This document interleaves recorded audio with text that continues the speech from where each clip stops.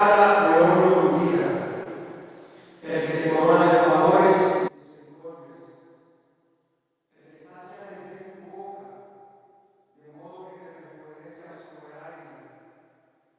Jehová es el que hace justicia y derecho a todos los que padecen violencia.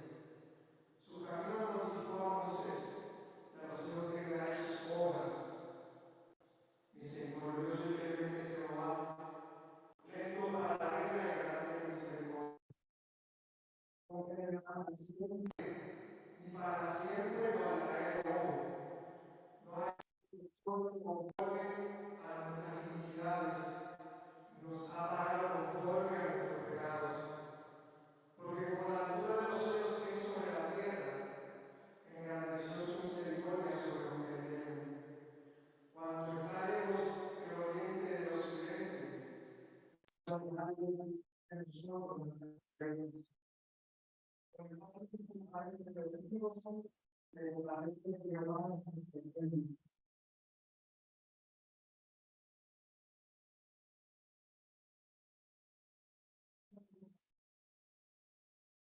florece como la flor del campo,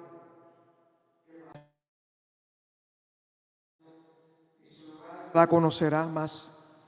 Mas la misericordia de Jehová es desde la eternidad y hasta la eternidad sobre los que le temen, y su justicia sobre los hijos de los hijos, sobre los que guardan su pacto y los que se acuerdan de sus mandamientos para ponerlos por obra. Les invito a que canten conmigo esta alabanza que todos nos sabemos, que dice: renuévame, renuévame, Señor. Va bien acorde con la clase, que nos habla de que el Señor nos renueva. Así que vamos a acompañarnos todos en esta alabanza, en este cántico. Renuévame, Señor. Renuévame, Señor Jesús. Pon en mí tu corazón. Renuévame, Señor Jesús.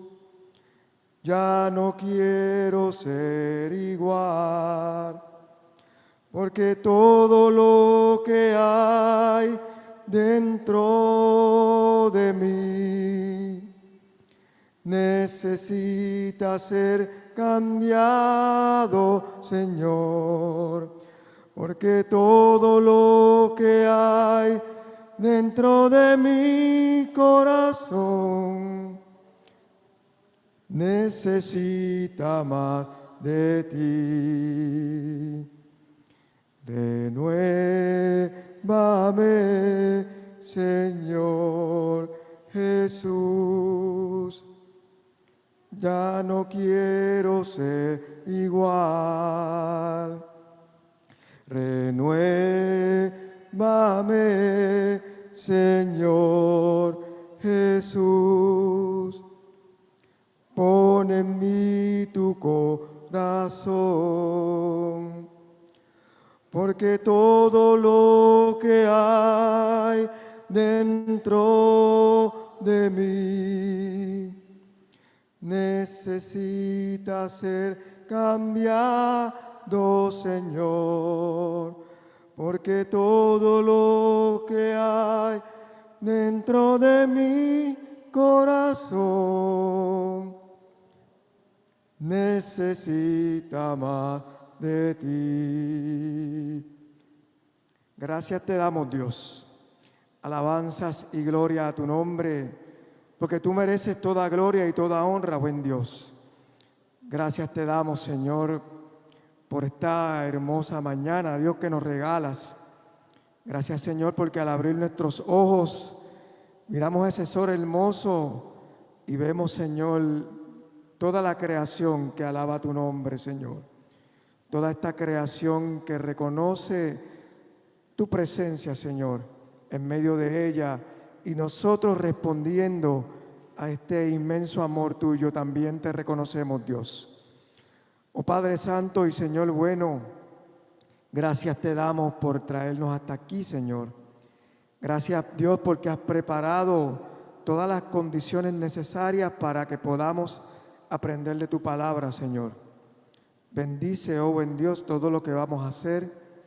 Y te pedimos, Dios Santo, que bendigas de manera especial a toda tu iglesia extendida por la tierra, Dios. Bendice a todos aquellos que están en plataformas digitales. Bendice a nuestra iglesia virtual en Zoom. Y sobre todo, buen Dios, ministra y bendice de manera especial a aquellos que puedan ver eventualmente todas estas grabaciones, Señor. Te pedimos, buen Dios, que prepare nuestros corazones, que aparten las distracciones, el temor, la ansiedad, que nos des de tu paz, Señor, para poder entender tu palabra. Prepara nuestros corazones para que podamos llevar este mensaje a otros, Dios, de tu restauración y de tu renovación. Te pedimos, Señor, que cuides de los que vienen en el camino, Padre, por la cobertura de tu Espíritu sobre cada uno de ellos y asimismo sobre aquellos que van de camino a las otras iglesias, Padre. Cúbrelos, Señor, con tu gracia y guárdalos de todo peligro del camino, Señor. Gracias te damos, buen Dios, nuevamente, y te pedimos, Dios, que todo lo que hagamos sea en honor a ti, sea de ofrenda, de olor grato a tu presencia, y que podamos honrar, Señor, tu palabra y tu presencia con nuestras acciones. En el nombre de Jesús oramos y te damos gracias. Amén. Y estamos en el segundo trimestre, el reino justo de Dios. La primera unidad también estamos, que se llama Los profetas proclaman el poder de Dios. Hemos visto en las semanas pasadas cómo los profetas, este mensaje que en el primer trimestre vimos que Jesús nos llamaba a llevar, estos profetas proclaman el poder de Dios, poder que sirve para restaurar, para sanar y para salvar. Y la lección de hoy lleva por título El amor de Dios nos renueva. Y cuando hablamos de renovación, pensamos en algo que se hace completamente nuevo, algo que borra los errores del pasado, algo que quita todo aquello que no hacía falta y que crea algo completamente nuevo y apto para servir a Dios. El texto para la lección de hoy se encuentra en Sofonías 3, del 14 al 20. Y tengo que reconocer que estos textos son áridos. hay que comer mucho para poder entender estos textos. Así que este es el texto de hoy. Sofonías es un profeta que no lo conocemos mucho, no se habla mucho de él.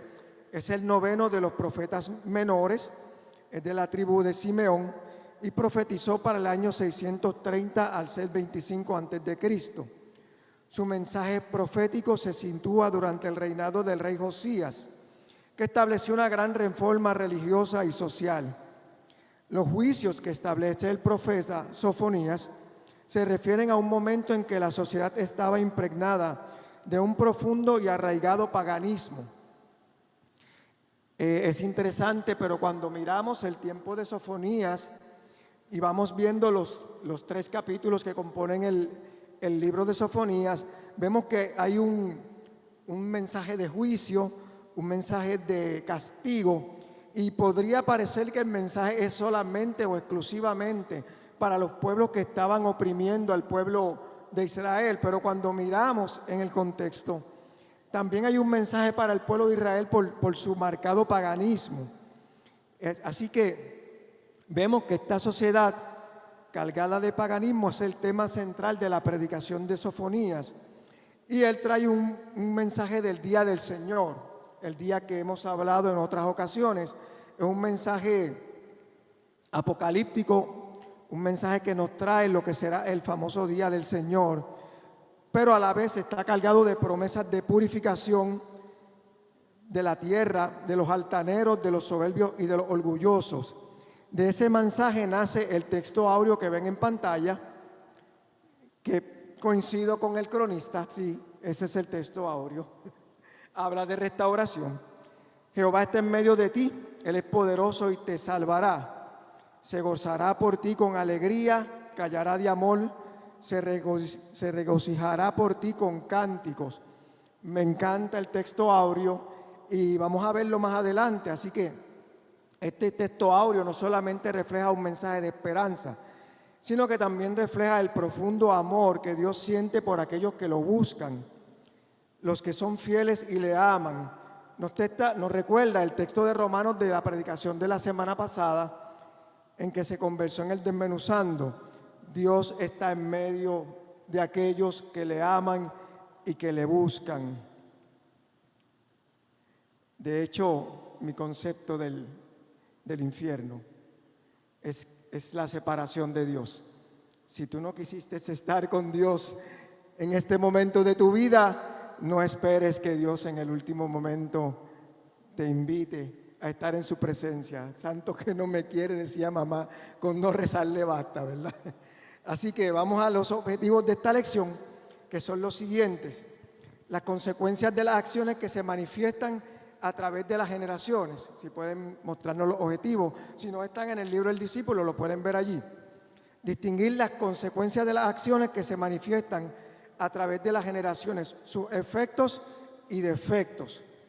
Era una costumbre en los pueblos de la isla, hace algunos años, tener rencillas entre las familias. Sí, aquí los Gómez nos hicieron algo hace 100 años atrás y nosotros no nos llevamos con los Gómez. Los Gómez no son agradables para nosotros. Ese era un tipo de actitud, ¿verdad?, que existía por cosas pasadas. Y esto es interesante, que a pesar de las cosas que pasaban, se pasaba de generación en generación y le enseñábamos a nuestros niños: no te juntes con ellos, no te pegues a ellos, que esos nos deben, esos son personas que no merecen de nuestra amistad. Y otro excelente ejemplo es la aversión que sentían los judíos por los samaritanos, esos que se mezclaron con gente pagana y que creían otras cosas. Hoy en día hay personas que por sus acciones o las interpretaciones de sus acciones, muchas veces son acciones reales, otras veces son interpretaciones. Lo que vemos, lo interpretamos y no tenemos todo el cuadro. Son censuradas por otros por años. Esto crea prejuicios y acciones discriminatorias contra personas o grupos que no se borran con facilidad. Así como Natanael dijo que si de Nazaret podía salir algo bueno, nosotros hoy en día, cuando vemos ciertos sectores y ciertos grupos, hacemos esa misma observación y decimos: pero de este lugar puede salir algo bueno, hay algo bueno en esa comunidad. Y tengo un amigo que cambiaba su dirección, trabajaba conmigo, lo conozco, un muchacho muy bueno, muy trabajador. De hecho, cuando cerraron mi tienda lo cambiaron y fue empleado del mes en la tienda que llegó. O sea que él superaba los estándares de la gente que ya estaba allí. Y él cambiaba su dirección. Él ponía que vivía en no sé qué lugar de Santurce, porque él era de La Perla. Y él dice: si yo pongo que soy de La Perla, no me dan empleo. Y me ha pasado muchas veces, cada vez que escribo: yo vivo en La Perla, esta es mi dirección, por ahí mismo nunca me llaman. Mas, sin embargo, cada vez que pongo direcciones en otra área, pues me llaman, me dan la oportunidad de trabajar y puedo hacerlo. Así que el prejuicio, a pesar de nuestros tiempos, no está muy lejos de nuestra realidad todavía. No hemos podido erradicar esto, ¿verdad? Comprender que algunas secuelas sociales como el discrimen, la esclavitud, el racismo y otros prejuicios son sistémicas y precisan restauración. Muchos de estos prejuicios, cuando decimos que son sistémicos, muchas veces pensamos que son parte del sistema, que es el sistema el que los crea. De hecho, conversaba con alguien antier y me dice: pero es que debe haber un sistema en donde pues no exista tanta dependencia de la gente de las ayudas del gobierno. Digo: bueno, sí, posiblemente en China no pase eso. Posiblemente en China pues todo el mundo tiene que trabajar hasta que Dios disponga de él. Y no estoy hablando de manera prejuiciada, pero una de las consecuencias del capitalismo en el que vivimos es crear una serie de personas que no pueden insertarse en el sistema y por consiguiente el Estado tiene que ayudarle a cubrir sus necesidades. Que Puerto Rico es un caso extraordinario, lo es, no podemos tapar el cielo con la mano, pero vemos entonces que estos prejuicios son producto del sistema, pero a la vez son sistémicos. Y cuando decimos que es sistémico, es que los prejuicios están entrelazados a muchas situaciones. que necesitan ser restauradas de manera integral, como cuando uno va al médico y dice, oye, tienes una pierna hinchada, y tú dices, pero es que se me hinchó de ayer para hoy. No, ese es un síntoma de algo que está ocurriendo en otro lugar y que hay que atenderlo como un todo. Lo mismo pasa con los prejuicios. El racismo y todo este tipo de situaciones son un producto de algo que hay que reparar de manera integral. No podemos tratar de arreglar la esclavitud o el racismo o este otro prejuicio, porque eventualmente va a explotar el síntoma por otro lugar, ¿verdad?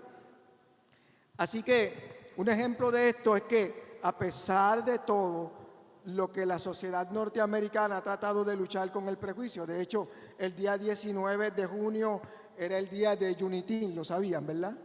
Era el día de la emancipación de los esclavos, pero todavía en el siglo XXI, George Floyd sufre agresión de parte de policías, es asfixiado en la calle, y en ese mismo tiempo hubieron muchos afroamericanos que sufrieron maltrato de parte de las autoridades de una forma u otra. O sea que, aunque decimos que el prejuicio está erradicado, pero vemos acciones que están escondidas, ocultas allí. Dice el tercer objetivo, desarrollar un proyecto a través del cual se utilice la palabra de Dios para practicar la solidaridad y el respeto por las comunidades en desventaja. Yo creo que con conocer la palabra de Dios debería ser suficiente para practicar la solidaridad y el respeto, no solo para los más desventajados, sino para todos los sectores de la comunidad. A veces estamos esperando que la iglesia como institución, como grupo, haga algo por esos desventajados, pero a veces basta con que nosotros hagamos algo para comenzar el Día del Señor, ¿verdad? Del Día del Señor hablamos en el vocabulario. Es una referencia que hacían los profetas al juicio divino sobre el pueblo y sobre los enemigos, y significa también esperanza para los justos, porque en ese día Jehová será la esperanza de su pueblo, dice el vocabulario. No sé si pueden ver la imagen o buscarlo en su libro El Discípulo. El concepto del Día del Señor aparece 19 veces en el Antiguo Testamento. Isaías fue el primero en usar el término, y aunque se habla de juicio, también puede referirse a la segunda venida de Jesús. Por lo tanto, el Día del Señor representa también esperanza y justicia, y en ese ánimo de justicia y esperanza es que nosotros nos encontramos. Veamos la discusión de la lección por versos, son los versos del 14 al 16. Los versos del 14 al 20 de Sofonías 3. No sé si alguien nos puede leer todo el pasaje para que podamos ponernos en contexto con el pasaje.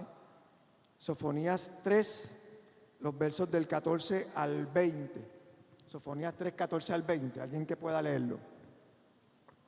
Carmen, vamos a darle la oportunidad a Carmen aquí un momentito. Dios le bendiga.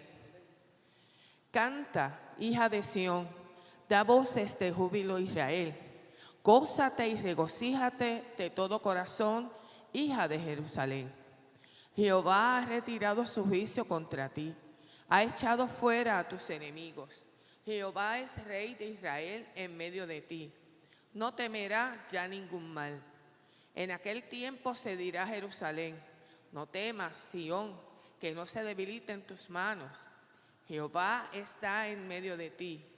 Él es poderoso y te salvará. Se gozará por ti con alegría, callará de amor, se regocijará por ti con cánticos. Como en el día de fiesta apartaré de ti la desgracia, te libraré del oprobio que pesa sobre ti. En aquel tiempo yo apremiaré a todos tus opresores, salvaré a la oveja que cojea y recogeré a la descarriada. Cambiaré su vergüenza en alabanza y renombre en toda la tierra. En aquel tiempo yo os traeré, en aquel tiempo os reuniré y os daré renombre y fama entre todos los pueblos de la tierra, cuando levante vuestro cautiverio ante vuestros propios ojos, dice Jehová.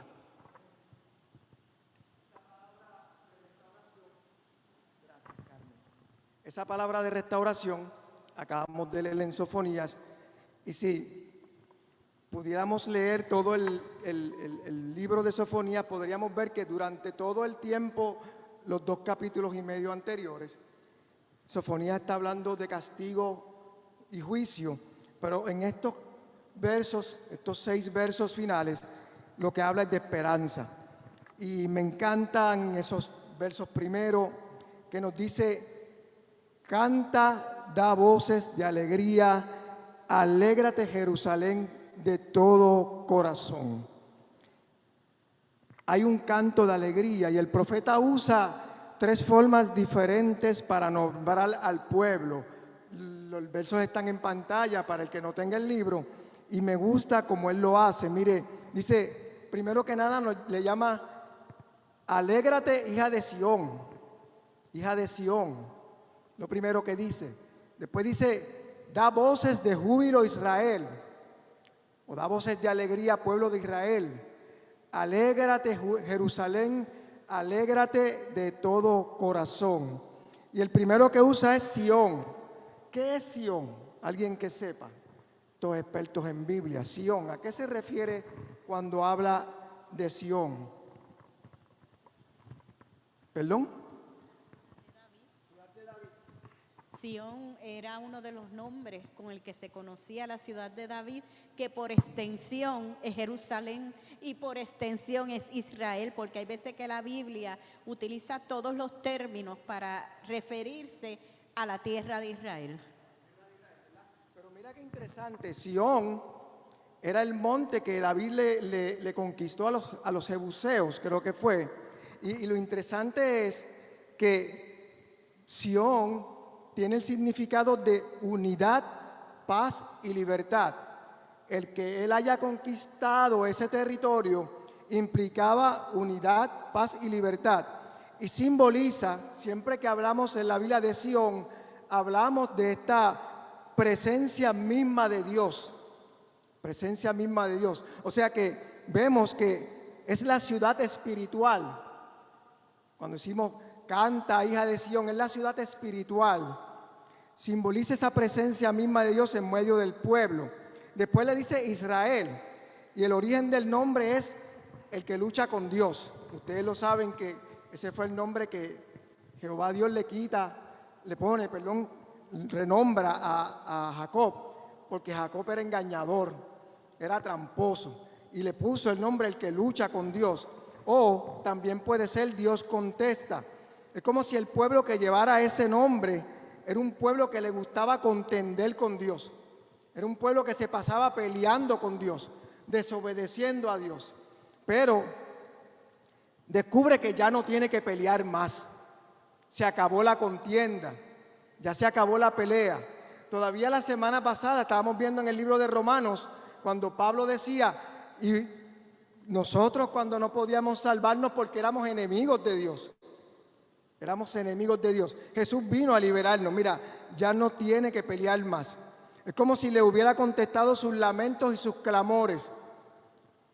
Porque cuando uno pelea con Dios, ¿qué pasa? Sale perdiendo.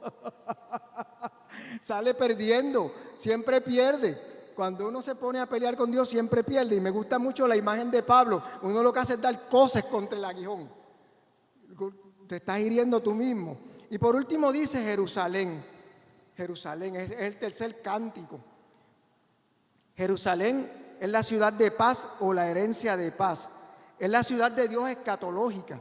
Es esta ciudad que esperamos que descienda del cielo para vivir aquellos que aman a Dios, donde va a haber la justicia real. Esto es un canto de alegría en todas las dimensiones. Cuando miramos el verso completo, vemos que hay un canto de alegría en todas las dimensiones.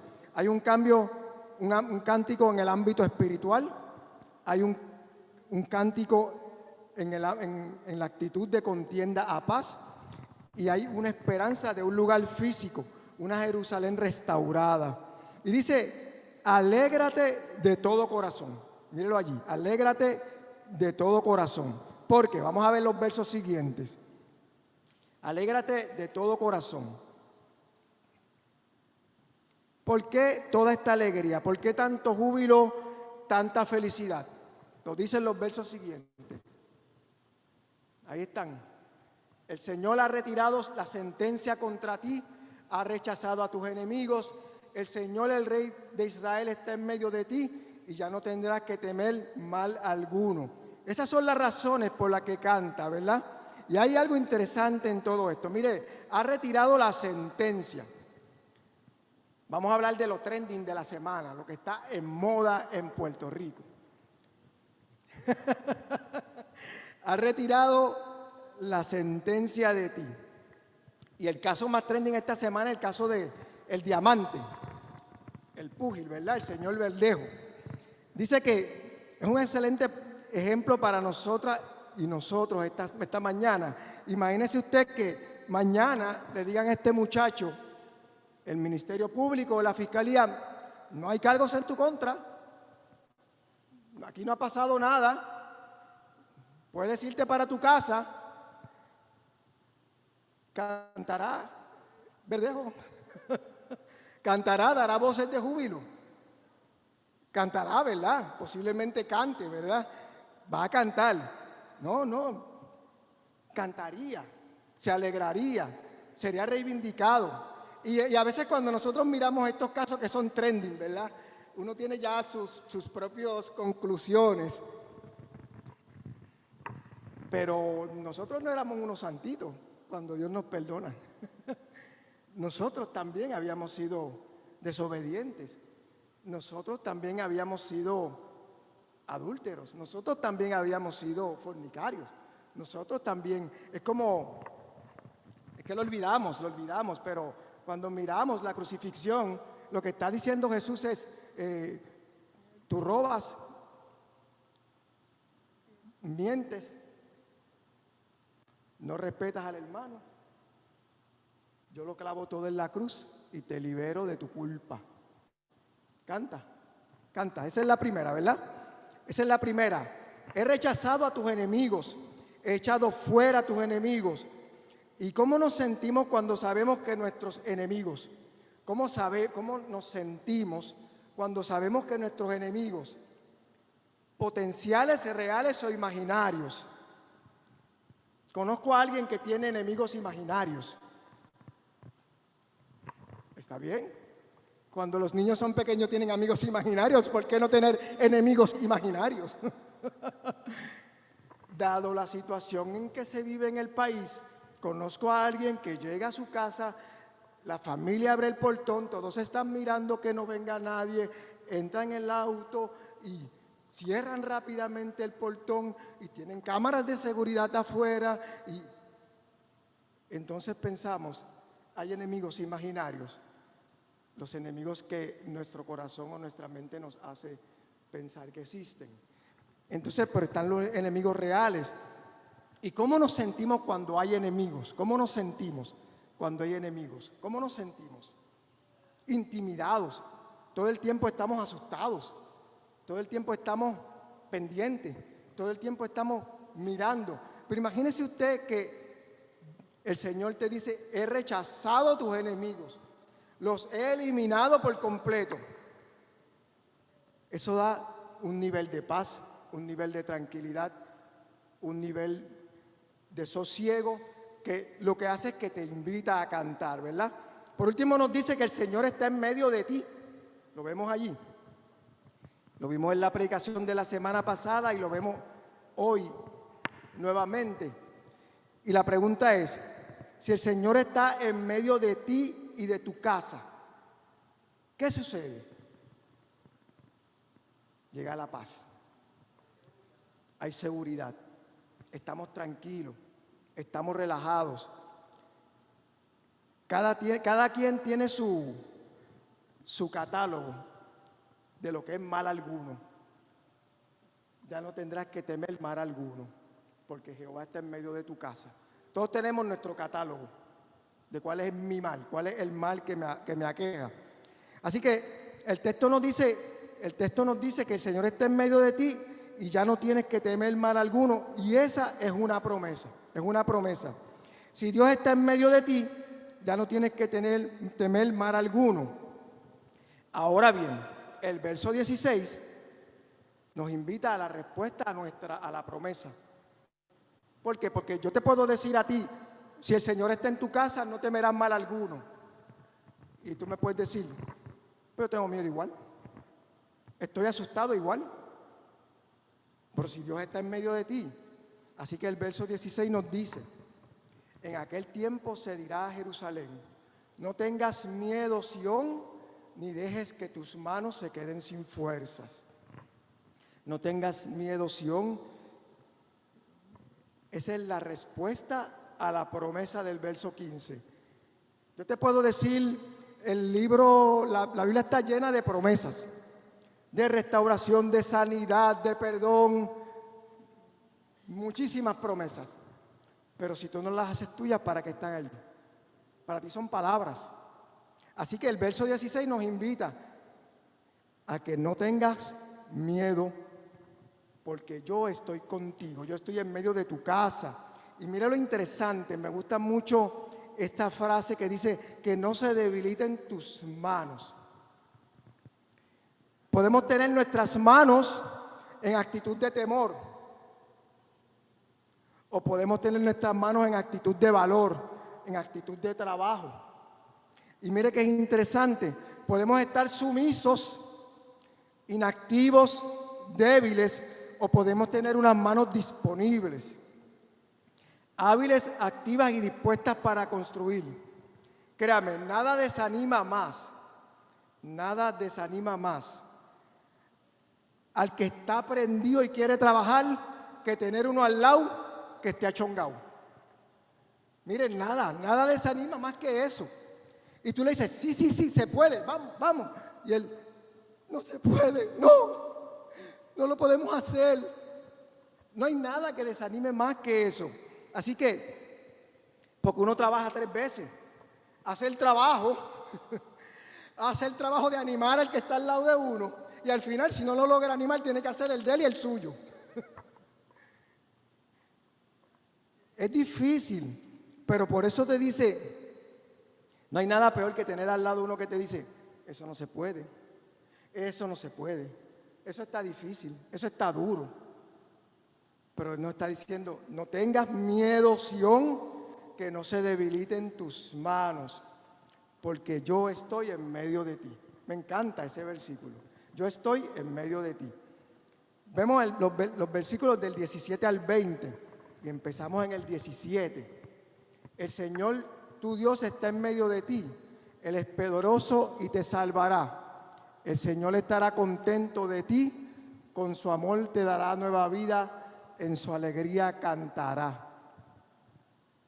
Verso 17. Este es Sofonías 3, verso 17. Y se lo voy a repetir nuevamente. Sofonías 3, verso 17. Cuando el Señor está en medio de ti, te traerá salvación, porque Él es poderoso y te salvará.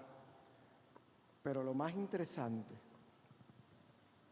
en la Biblia se nos revela en muchísimas ocasiones cuál es el carácter de Dios. ¿Cuál es el carácter de Dios? ¿Cuál es? Alguien que se aventure a decirme. El carácter de Dios, ¿cuál es, Susana? De amor. ¿De qué más? Pasivo. ¿Qué más?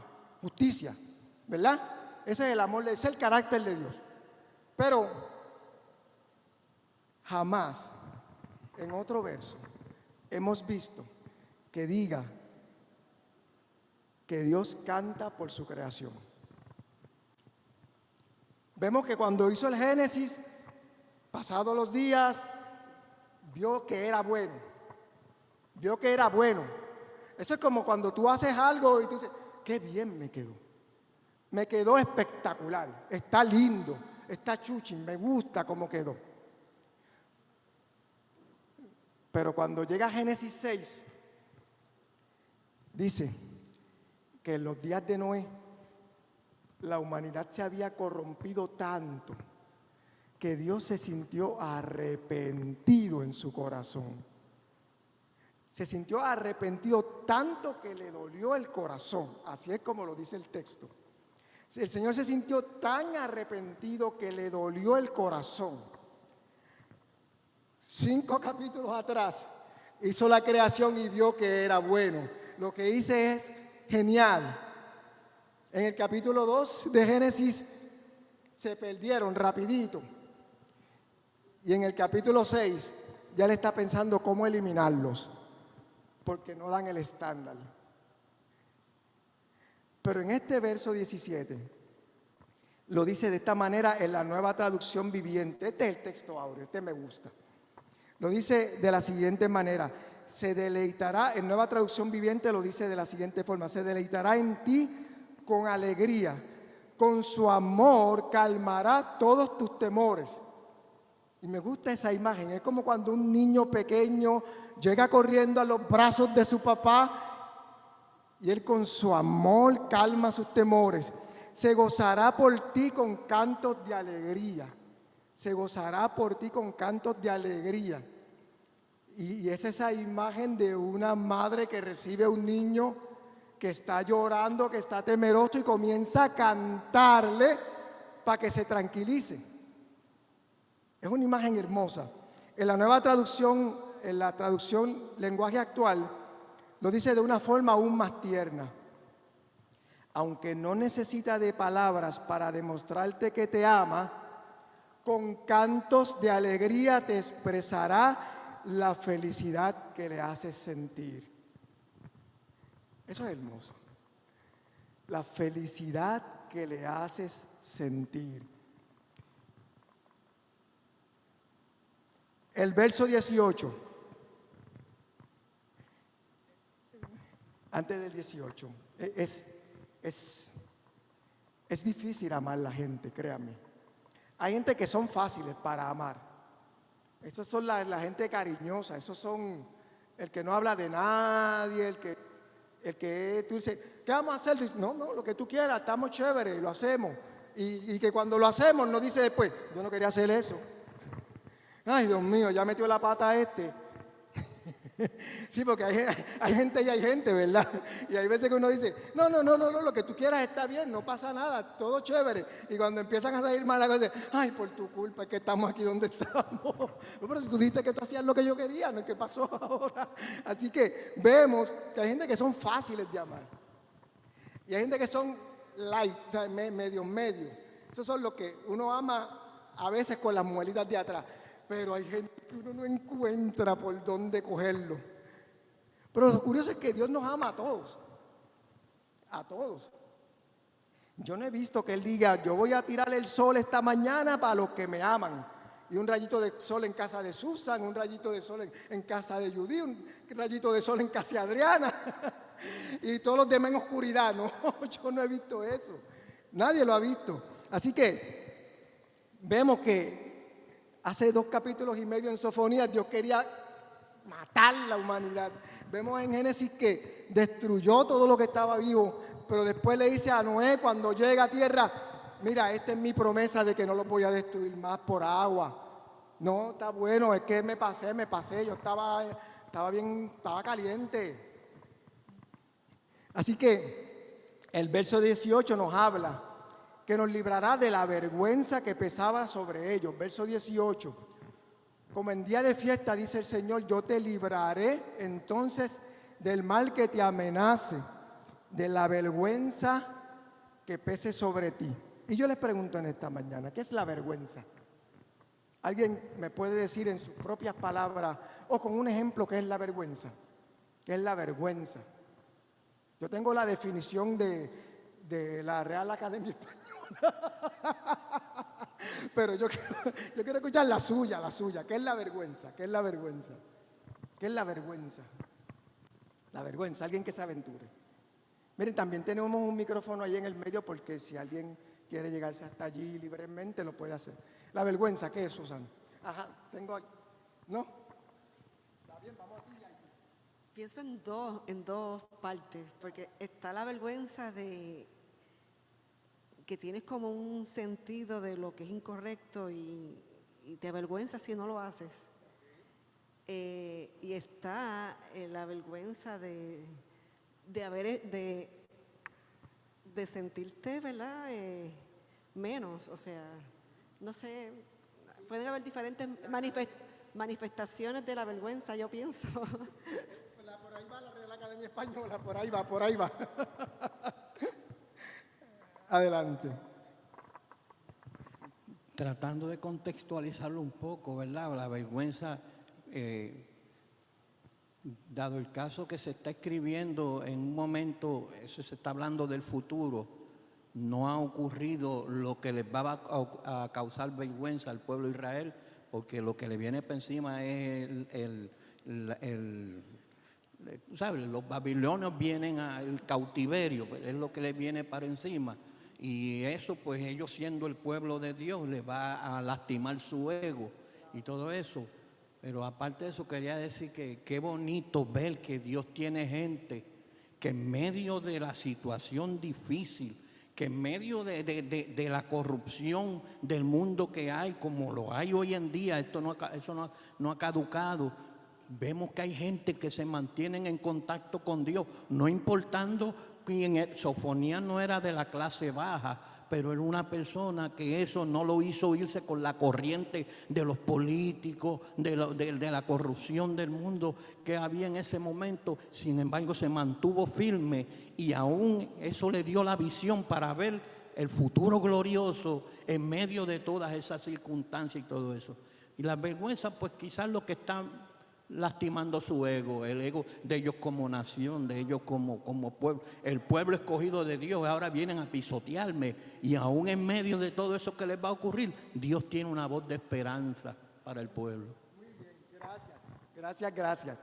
Mira, la vergüenza, vamos a buscar la definición de la Real Academia Española. Dice que es un sentimiento de deshonor, de desgracia, de condenación, de indignidad. Es un sentimiento de esto, ¿verdad? Podemos no llegar al estándar y sentirnos avergonzados, ya sea porque nos sentimos por baja estima o por diversas razones. Nuestra manera de ser, vestir, el lugar en que vivimos, el prejuicio, puede ser una causa de vergüenza, ¿verdad? Pero también tenemos ese sentimiento de deshonor, de desgracia, de condenación, de indignidad. Y la ignominia es sinónimo. La ignominia es sinónimo de la vergüenza. Y eso quiere decir pérdida de nombre, de identidad. Cuando perdemos nuestro nombre, nuestra identidad. Es esa ofensa o evento que deshonra de manera pública. Y dice de manera pública, y me gusta esta definición, de manera pública ante la vista de todos. Es muy simple. Si tú estás en tu casa y te tropiezas con un cable y te caes, no pasó nada. Bueno, esperemos que no pase nada, simplemente te paras y ni siquiera miras para el lado. Válgame, me he caído yo como una pana aquí, es lo que dice. Ahora, si te caes en Plaza Las Américas, frente a la fuente, en una semana antes de Navidad, eso es vergüenza. Eso es vergüenza. Entonces sí que tú te paras y aunque no te hayas hecho nada,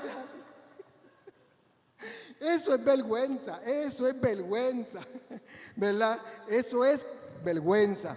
O por otra parte, si tú eres el host, el animador en la noche de los Óscares y viene alguien del público, se para y te da una bofetada ante millones de telespectadores, eso es una vergüenza, O, por otra parte, si tú sientes que no llegas al estándar de lo que pone la mayoría, de lo que pone el que sea, también sientes vergüenza. Y es una vergüenza que nos hace sentirnos intimidados, incómodos, ¿verdad? Y el pueblo de Israel, como bien nos dice el hermano, fue un pueblo liberado de Egipto, un pueblo que fue cuidado en el desierto, un pueblo que fue atendido directamente por Dios, un pueblo que no entró a la tierra prometida por su incredulidad en el momento que Dios lo quiso. Y entonces, este pueblo que había estado a ese nivel, que había visto toda esta gloria maravillosa de Dios, que los pueblos circundantes decían, la misma Rahab, la ramera, dijo: no, muchachos, si nosotros les tenemos un miedo a ustedes, porque ustedes están con el Dios viviente. Ustedes son los que son. Y ahora, ese mismo pueblo era el que estaba en vergüenza. la octava maravilla de la creación, estaba en vergüenza. Así que un pueblo que basta con haber girado por las murallas de Jericó y se cayeron. Un pueblo que había visto tanto, tenía vergüenza de donde estaba, de donde lo había llevado sus acciones. ¿Cómo se puede restaurar la vergüenza? ¿Cómo se puede liberar la imagen de indignidad? Lo vamos a ver en el verso 19. El verso 19 nos da la respuesta. Vamos a buscarlo aquí rapidito. El verso 19. En aquel tiempo actuaré en contra de los que te oprimen. Para eliminar la vergüenza, hay que librar al opresor. Y me gusta la definición que nos trae Susan precisamente por eso. Porque cuando nos damos el estándar que otro nos pone, ¿por qué tenemos que dar el estándar que otro nos pone? Vamos a eliminar esto. Es lo que está diciendo. Vamos a eliminar el opresor. Vamos a eliminar el que te pone un estándar para darte dignidad. Vamos a ponerlas afuera a este. Eso es lo primero que nos dice. Nos dice más, ayudaré a la oveja que cojea y recogeré a la extraviada. El cojear en los tiempos de Israel era causa de indignidad, era causa de vergüenza, porque la interpretación de la ley decía que todo lo que tuviera defectos era indigno ante el Señor. Mire lo que él dice, recogeré a la que cojea. Y la otra causa de indignación, de vergüenza, era el que estaba separado, el que estaba extraviado, el que estaba alejado. Y dice, convertiré en honor y fama en toda la tierra los desprecios que les hicieron. Caerse en Plaza Las Américas necesita una restauración ante los ojos de todos los que te vieron caerte. Y aunque uno lo ve un poco en broma y en serio, pero es real. El pueblo de Israel estaba derrumbado y necesitaba ser restaurado. Más aún, y una de las aplicaciones importantes es que nosotros tenemos esa esperanza de que Dios va a separar todo eso que nos oprime, todo eso que nos separa de Él. Y Dios va a restaurarlo y va a acoger a todos nosotros que siendo pecadores, que fallamos, que nos caemos, Él nos va a recoger. Lo que tú estás trayendo me hace recordar una experiencia que yo tuve hace muchos años. No estaba en la iglesia en ese momento, me había ido. Y yo bailaba. Y ya la gente esperaba que uno bailara. Entonces fui una vez al JCPenney, perdón el ejemplo, y me hicieron un tratamiento que me desfiguraron la cara. Hubo un tiempo, entonces yo sentí una vergüenza porque era el daño físico y también el daño que no podía salir. Y lo recordé con lo que estabas trayendo porque la gente me decía, tú tienes que demandar. Y yo me sentía para mí lo más importante ni siquiera era ninguna compensación económica porque yo no sabía si me iba a poder restaurar. Y con alguien de donde yo trabajaba, pues él trabajaba con abogados y me dijo, no te preocupes, envíame fotos, haz el relato y ya tú vas a ver que con el tiempo algo va a haber. Obviamente la compañía se sintió responsable y me dieron tratamientos, pero para mí no era suficiente porque yo no sabía, yo tenía yo no sabía qué iba a pasar en el futuro, no sabía si iba a poder estar nuevamente como yo estaba. Y no fue hasta que el tiempo pasó, a mí el dinero, hubo una remuneración económica porque ellos querían que uno no trascendiera, no se escalara, pero para mí eso no era lo importante, yo no podía ir a trabajar, todavía no había lo de la pandemia, de que la gente trabajaba remoto, uno tenía que ir presenciar a los trabajos y eso que la gente me viera en esa situación, esto me laceró la autoestima, yo no me atreví a salir y así hace Dios con nosotros. Dios nos restaura de verdad en donde uno necesita para que uno pueda ser funcional y sentirte bien contigo mismo y puedas hacer.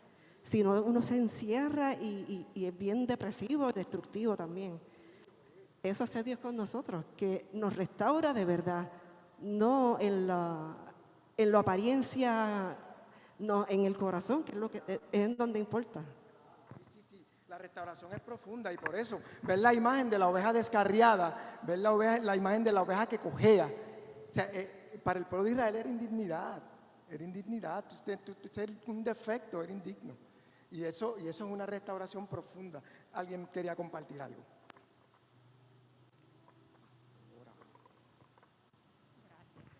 Todavía hoy en los campos se toma la decisión muchas veces. Cuando un caballo está cojeando lo matan. Cuando un animal, por ejemplo la misma oveja, si ya está coja y no está dando el beneficio que esperamos de que va a continuar bien, pues vamos a matarla. O sea que Dios nos está librando a nosotros de muchas cosas. Y el llamado a través de esta clase de hoy, a mí todos esos textos están interesantísimos porque canta, oh ciudad de Sión, da voces de alegría. Yo para mí internalizo, me estoy diciendo, canta Arsenia, canta iglesia, porque Jerusalén, alégrate de todo corazón. Nosotros hemos sido libres de una carga bien grande, que fue toda la maldad y todos los pecados que nosotros hemos tenido, como Jesús lo llevó a la cruz. Y ya esa sentencia que teníamos de muerte ya fue retirada. Y por ahí sigue diciendo y dándonos como tanta esperanza, ya no tendrás que temer mal alguno, porque cada vez que nosotros nos ponemos a pensar en que ya Dios nos dio, como yo leí en unas notas, el título de esa casa que vamos a tener allá en el cielo y la que ya comenzamos a disfrutar acá. Como le dijo José, esfuérzate, está ganada, pero tiene que echar la lucha, y eso es lo que nosotros tenemos hoy, con alegría y con gozo hacerlo. Pero también no olvidarnos de las comunidades o de las personas que necesitan esa compasión y esa misericordia de nosotros como Dios la tuvo.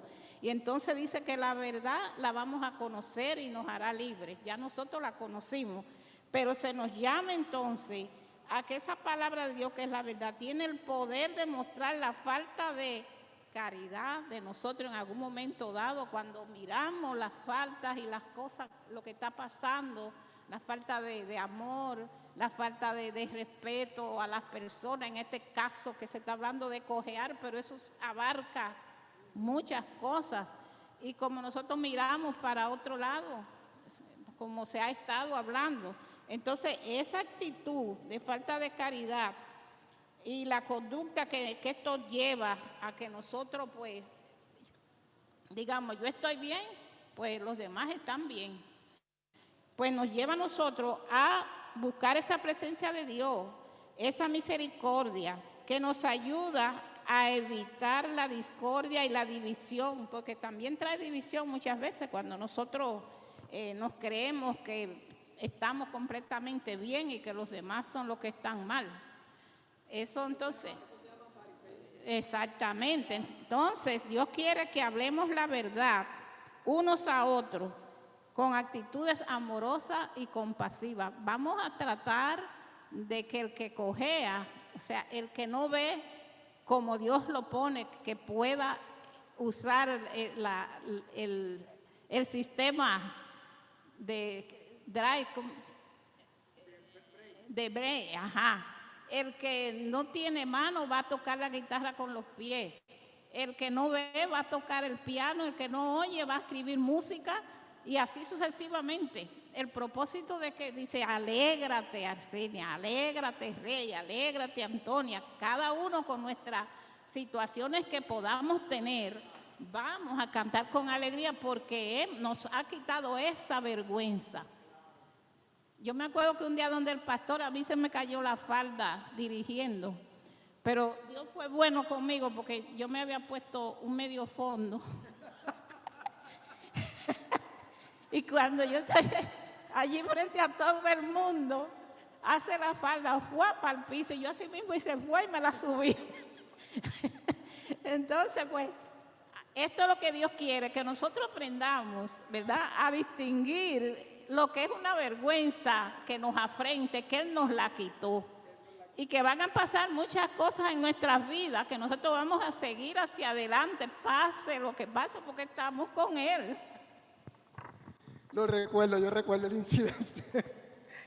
Mira, y realmente cuando miramos, la opresión viene precisamente por eso, porque cuando quedamos en vergüenza quedamos expuestos a gente que puede maljuzgarnos ante nuestra debilidad, ante este evento fortuito, y eso precisamente es lo que viene, donde viene la restauración. Y por eso es que me gusta tanto. Vemos entonces que se exaltará a los débiles, ¿verdad? Y se va a tratar con severidad a los que oprimen. Y estos vulnerables, esta oveja que cojea, esta oveja extraviada, son los que están expuestos siempre a las desventajas, ¿verdad? Lo otro trending esta semana es los dos eventos opuestos. Un submarino de 5 personas que fueron a ver. No me pregunten qué fueron a ver. 5 personas que fueron a ver en un submarino chiquitito, con poca seguridad, etcétera, pagando una cuantía de dinero exagerada. Pero por otro lado, tenemos a los más desventajados, 750 personas, más o menos por ahí, viajando de la costa, creo que de Libia hacia Italia, en los cuales solamente han aparecido unas 100 personas o algo así, y los otros están desaparecidos en el mar y nadie ha movido un brazo para buscar esos cuerpos y devolvérselos a los familiares. Y cuando te pones a mirar, hoy en día vivimos en un mundo informado, desinformadamente, y tú tienes que esperar a que todo esto se depure y se cuele para tú saber qué realmente fue lo que pasó. Pero vemos que mientras un submarino con 5 personas, que son vidas humanas, se pierde para hacer una actividad tal vez que uno podría pensar poco noble, poco interesante, simplemente una aventura, y se mueve todo un contingente de personas para ver si consiguen a estos 5 personas para este otro grupo, que son los desventajados, los humildes, los que están sufriendo por la guerra. Nadie se movió y nadie pudo pasar un par de personas para un voto para otro y no sé qué otra cosa más, y estos sufrieron las consecuencias. Por eso vemos que hay una promesa de restauración, una promesa de renombre y fama para estos desvalidos.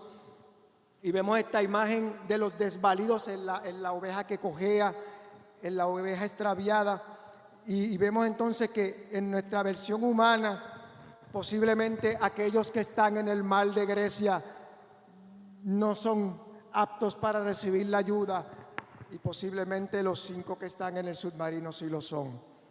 Así que el verso 20 nos explica cómo va a ser este evento. Y en la Nueva Traducción Viviente dice: en ese día los reuniré y los traeré de regreso a casa. Les daré un buen nombre, un nombre distinguido entre todas las naciones de la tierra, cuando ante sus propios ojos restauraré su bienestar. Yo, el Señor, he hablado. Nos habla del regreso a casa, de recoger los dispersos, de cambiarles el nombre por un nombre que no refleje vergüenza y el deshonor vivido, sino un nombre que les devuelve el respeto ante todas las naciones. Y cierra el pasaje diciendo que es una afirmación que hace el Señor, quien lo ha dicho, un Dios que es fiel y que cumple todas sus promesas. Dudas, preguntas, nebulosa, oscuridad, preocupación, comentario. Es típico decir en estos momentos que el tiempo nos traiciona, y entonces he llegado a pensar últimamente que el tiempo es peor que Judas. Anda traicionando a todo el mundo. Era para que se rieran un poco, es todo.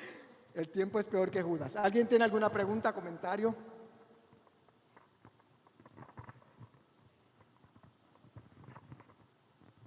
Basado en algo que usted dijo muy importante, que la forma de Dios predicar en la antigüedad, que es la razón por la cual Él escoge al pueblo de Israel, es para que todos los pueblos circunvecinos y que estaban alrededor de el mundo de aquel entonces, mirara en Israel que el Dios verdadero era el Dios de ellos. Por consiguiente, la promesa de restauración, nosotros cogemos un pon muy hermoso con eso, el pueblo de Dios, porque Dios lo que está es limpiando su nombre también, porque el nombre de Dios tiene que ser restaurado. Dios no va a dejar que su nombre quede ante las naciones. A Dios me le dieron una pela y el Dios de ustedes acogió esa catimba. No, eso no va a ser así. Dios limpia su nombre, restaura su nombre, y los que estemos en su voluntad, estamos en esa victoria, que hoy en día es aplicable a la iglesia. Aunque la forma de predicación cambió. Ahora es id. Así mismo es. Muy bueno, muy bueno. Gracias, gracias. Si no hay otro comentario, pues pasemos a la oración. La oración final está en el discípulo y también la tenemos aquí en pantalla. Y oramos. Señor Dios, tu palabra aviva la llama de nuestros corazones. En la convivencia con un mundo tan convulso, necesitamos tu asistencia para mantener viva la llama de la esperanza en ti. Y te damos gracias, Dios. Gracias, Padre Celestial. Gracias por tu infinito amor, Dios. Gracias, porque en medio de los tiempos, Señor, tenemos la esperanza, tenemos la confianza de que tú restaurarás, Señor, este sistema, de que nos pondrás, Señor, en honor a tu nombre, nos pondrás en pie firme. Gracias, Dios, te damos. Gracias por las ofrendas de Escuela Bíblica. Gracias, Dios, por todo lo que haces para que nosotros podamos reconocer y alabar tu presencia en medio nuestro. Gracias, Dios, y ahora vamos al culto de oración. Que sea, Señor, ofrenda de olor grato, nuestra adoración a ti, que mereces toda gloria y toda honra, en el nombre de Jesús. Amén.